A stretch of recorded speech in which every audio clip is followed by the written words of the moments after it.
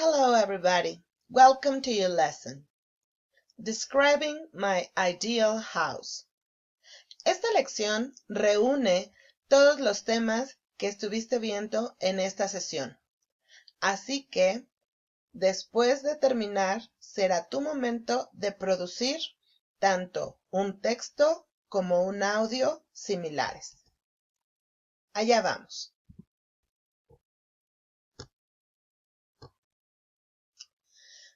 Describing my ideal house. Observa bien esta fotografía. Vamos a hacer una descripción breve de lo que ves en ella. This is my house.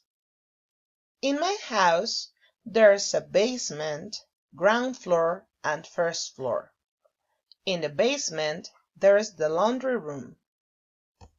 In the ground floor, there is a small white kitchen, a pretty restroom, a wooden dining room, and a big, comfortable living room.